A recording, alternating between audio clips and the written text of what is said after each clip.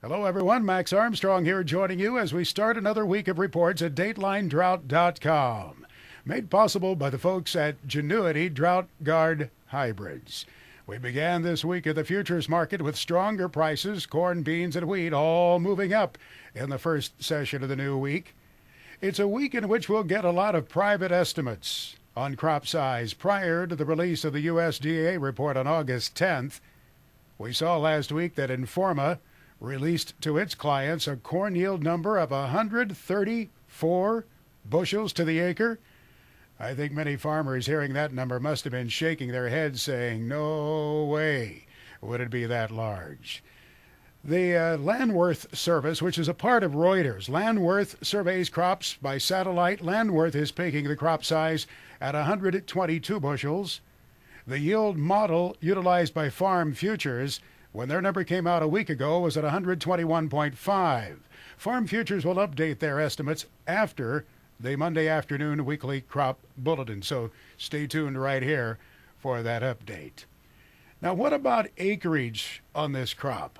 Where will that number be? Surely no one thinks the acreage number released by the USDA in the month of June is still valid. Will they do a special survey?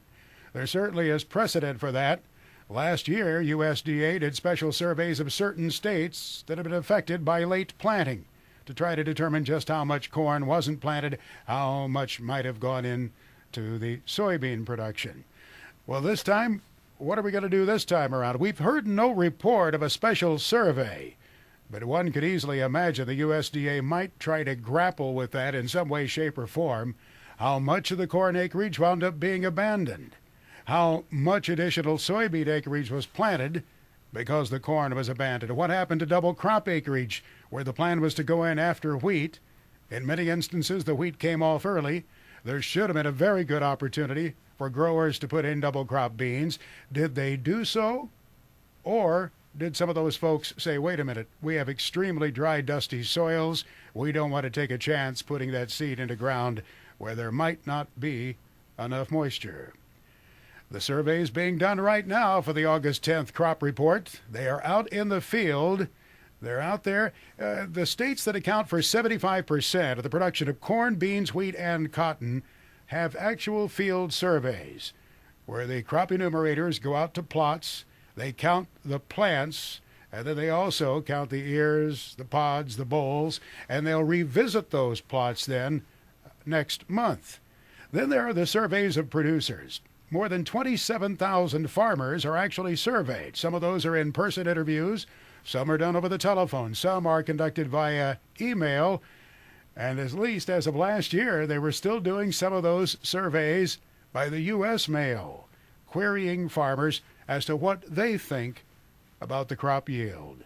All of this will be pulled together over the next few days for that report that comes out at 8:30 Eastern Time from the Department of Agriculture on Friday, August 10th. Look for more discussion about food prices in this week, and it may give you farmers the opportunity to have a discussion with some of your consumer friends about food prices. As I reminded the audience when I was interviewed over the weekend on WCCO radio in Minneapolis, first of all, that grocery bill, when you go through the line, the checkout line at the grocery store, many things that are tallied there are not food. You may have in your shopping cart the Globe magazine, or perhaps you'll have their light bulbs, or you'll have toilet paper or detergent. Many of those things are not food items, not tied directly to the drought. And then secondly, remember, we in America pay far less for our food as a percentage of total income than most other nations in the world. Even in a year like this, it is estimated to be less than 13% of our household income on average spent to feed the family. In nations like China, that percentage is as high as 50%. Just a little fuel for your discussion this week. We invite you to drop in here each evening. We'll be updating for you the markets. Bryce Knorr does a superb job with the folks at Farm Futures, and our agriculture meteorologist friend Greg Solier from This Week in Agribusiness will be here too. We'll look forward to chatting with you as the week goes on. I'm Max Armstrong, hoping you have a great week.